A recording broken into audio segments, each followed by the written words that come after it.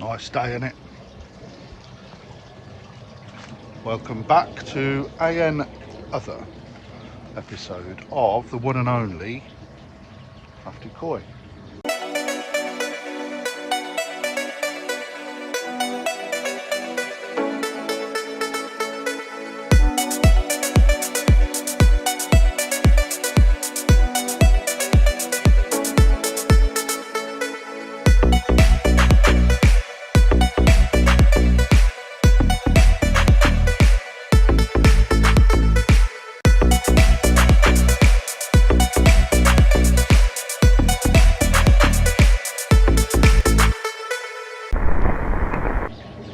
So people are aware what we're up to, what I've been doing.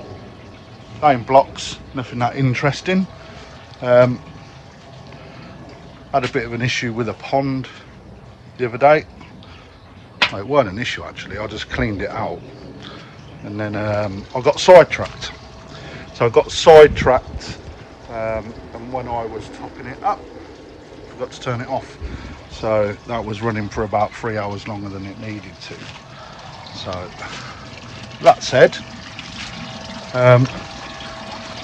no doubt I've knocked my filters right back, but it is what it is. The water's also quite a bit cloudy because of that. So it is what it is, isn't it?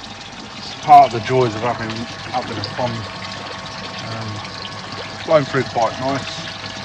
We've got it set up. I'm running at 38 watts, 50% flow. I'm going to turn that down a bit. Turn that down to 40 to get more contact with the water through the actual filter system itself. But the fish are looking splendid. I just wish I had my bigger pond so I could see them a little bit more than what I am, because they're tucked round the corner here, which had a problem. But you know, I want them to, well, I'm making a manure home, aren't I? So look, I'm going to spin you around.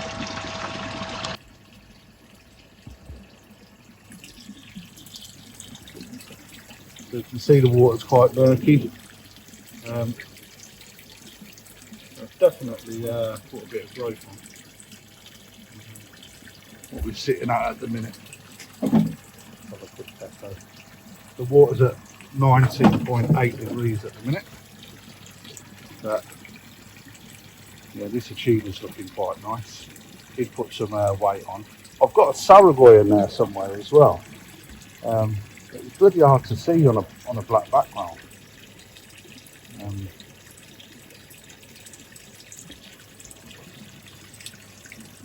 That bloody spider on me.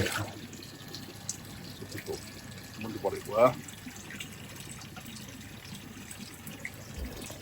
Yeah, oh, this track's lovely.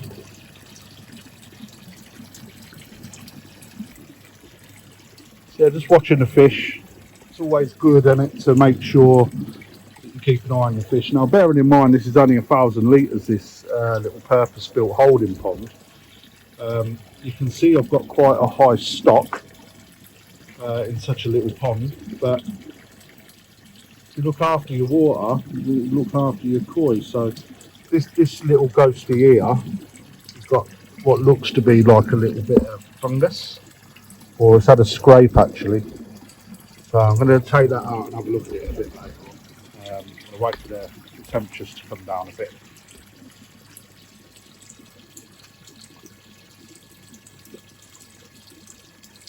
There's a Saragoy just there. It's bloody hard to see, I've lost him already. There he goes round the back, that's cool. So I'm happy with that, it means they've had no visitors. Let's just chuck them in a little bit of extra food for putting a display on. Now watch these, look, water's at just under 20 degrees. They know it's coming, they can hear it.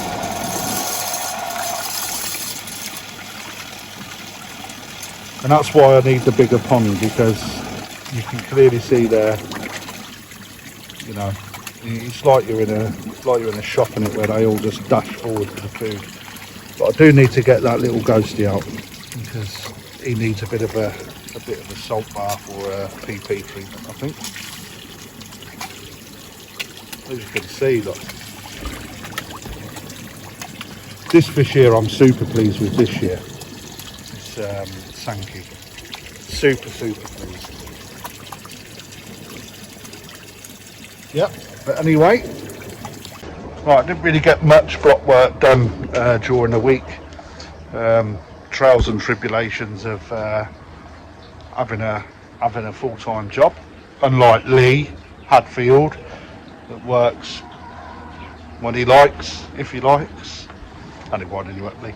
But yeah, what I will do, I'll show you what we've done. So I've done some prep work that will save me a lot of interruption, and you can see, I think I've over-ordered my block, but you'll see what I'm on about. Right, let me spin you around.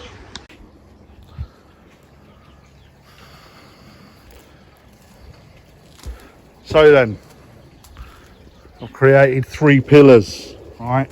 Now, there's a good chance that that's going to do quite a lot. So each one of these stacks is, if it was level, i.e. the walls were all at the same height, would be one skin or one layer. So I've got 3 more layers to go on there, but we also bought a load of these as well. So that is all the block that I ordered there. So they're stacked up now. I'm thinking I've probably ordered too much. So you can see there, right where we're at.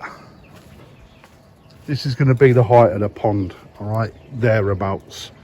So for those of you that are in the know, right, you can see that I've got to bring the Nexus up a little bit to bring it in line, so I've got the levels for the water. So now I have been doing a bit of research into returns and whatnot, and a little bit hard at the minute, but I'm going to run all of my returns off of the back wall. Okay, so those people that have watched Ricky Stoddart on Koi Wholesale, you would see that I'd posted a question on. I wanted to see what other people's views were on the actual returns, because listening to people and whatnot, it's very clear to me that there are different ways of doing things. Now, I'm going to bring my tip returns in through the back. I'm going to put my skimmer on the top as well. Now, I'm unsure what I'm doing on my skimmer at the minute.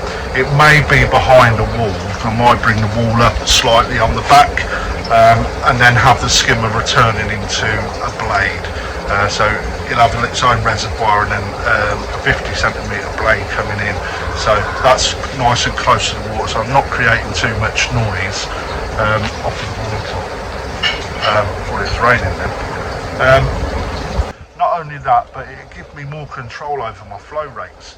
So, you know, because I'm not pumping all the way up the side of a pond, I'm only going to have a short return pipe, then, you know I can lower my flow rates down or whack them all the way up if I want to. So, you know, in essence, it's a decent way of doing things. The skimmer is going to be located towards the front of the house, off the side wall, so that way when the water's going to the back of my pond here now, right, so the water coming in this way, right, will come off the back wall and end up, but the surface, because all the flow's coming this way, it will then create a nice little steady and go into the corner that I'm bringing my hands towards now. So, you know, in my mind, that works perfectly well, and I'm going to be running a 20 thou off it anyway. So, you know, even if I'm running that at 50%, that's 10,000. And looking at the ambient sort of levels on the Nexus, I think that the pond size that I've got, rather than 5,000 that I was planning to, it's actually worked in my favour because it will work better with my filter. So what I'm doing off of my skimmer is straight over the Tempest, straight over the backy shower. Now I've got to do a bit more research because I'm putting a Tempest in down the side as well, but I need to look at the flow rates on the Tempest. Now in my head, we've also got the air source heat pump to plumb in as well. I've not looked at anything to do with that side of life yet and where to put it in. Also the UVs. I'm thinking I'm going to get potentially two 55s, so I can either run 110, 55, and that gives me the option to go higher or lower, unlike just buying a 110 UV and only having 110. I can cut back on it. So it's giving me the ability to control what's going on with my pond and my water. So that's my plan. Now, if anybody has got any ideas on whether it's going to work any different to that, I have got a couple of things that I haven't shared with anybody yet that I need to bring into the build. But until then, that'll be in future builds.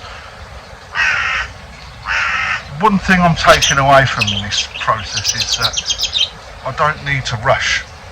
So, you know, working a full-time job, being a weekend dad, you know, which involves a 5-hour round trip to get my daughter, you know, every weekend, every other weekend, twice a weekend, it limits down what I can do anyway. So, as you've seen in all my previous videos, I'm doing all this on my own.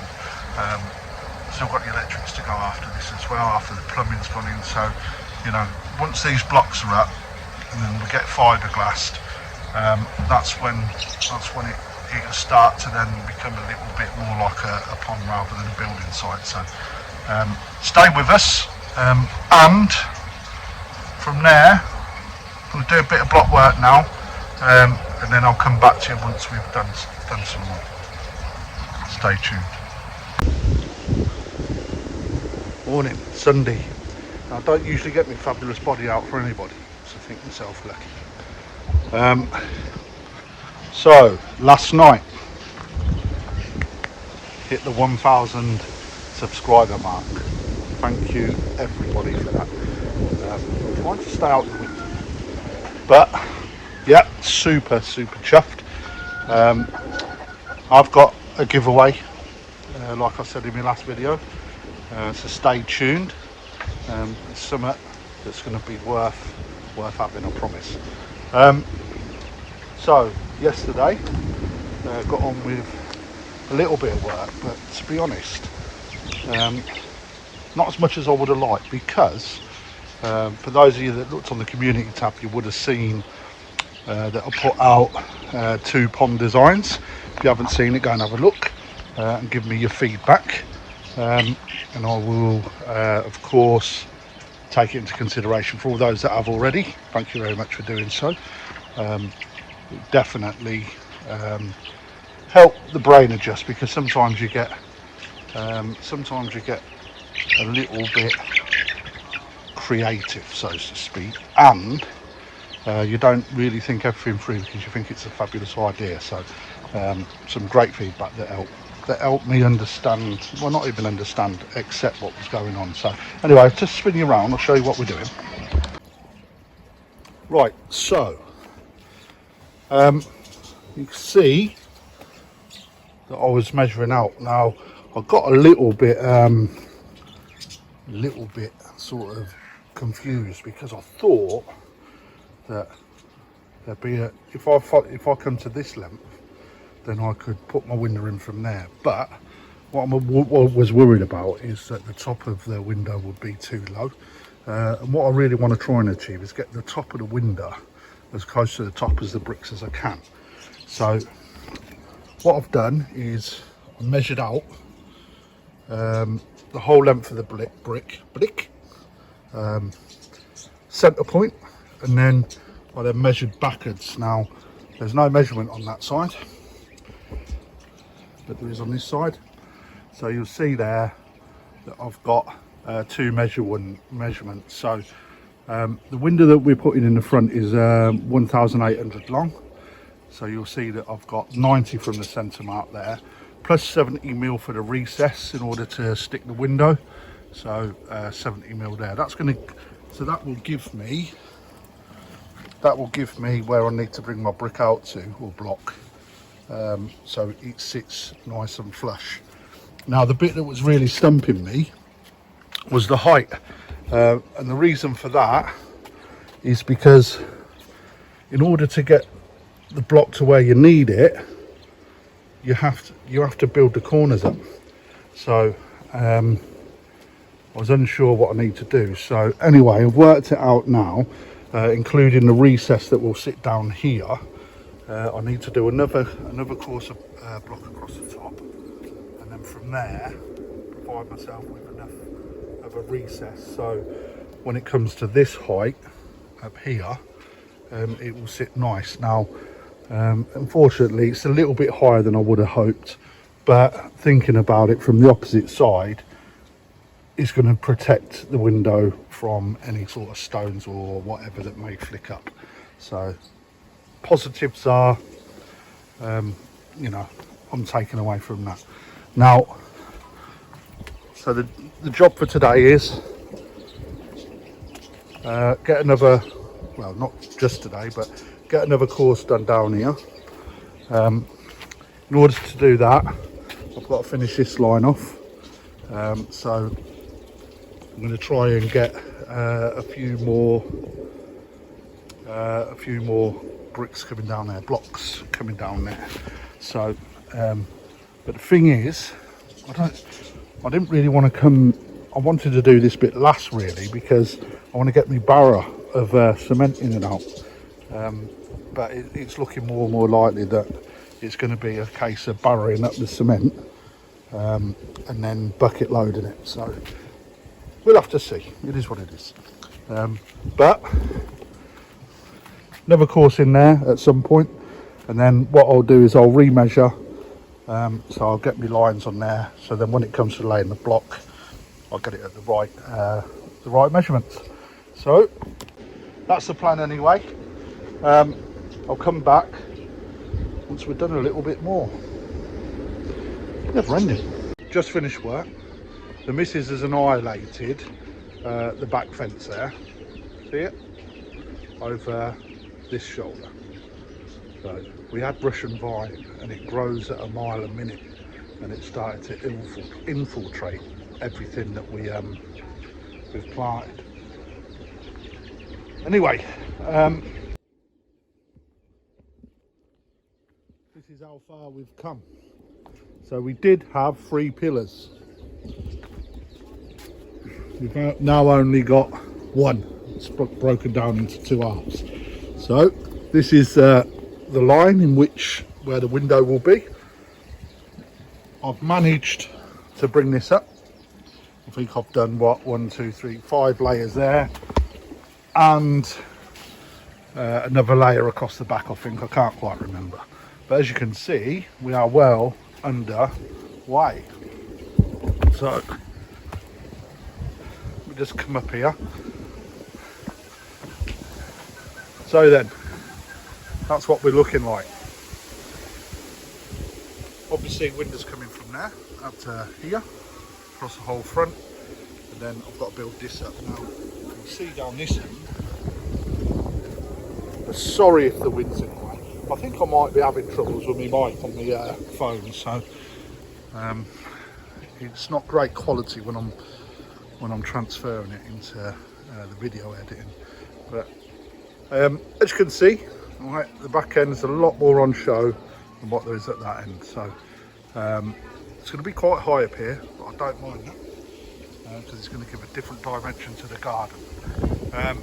With regards to what's left, got this amount left, right, which is far too much, so I've got to think of something I can use them for.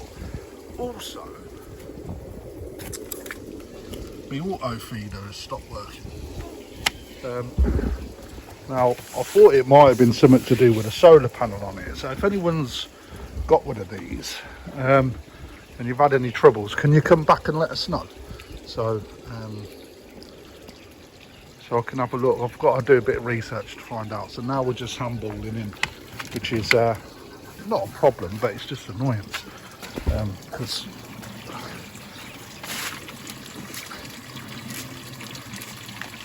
I love it.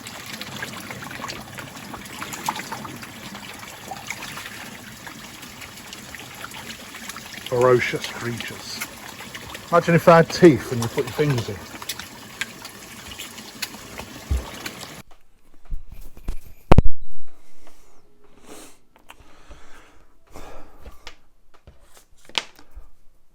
So then guys, this is now the 4th or 5th or 6th edit or attempt at trying to make this bloody tape. But anyway, right guys, so right, it's giveaway time guys. Thank you very much for supporting me through and getting me to 1,000 subs. It has been absolutely unreal with the amount of subs that have been piling in over the last few weeks. Over 240 subs I think it was in the last 28 days at the best count. So, you know, absolutely stonking effort. So thank you very much for that, and I'd like to return a favour and present you with the 1,000 sub giveaway, which is my first giveaway, and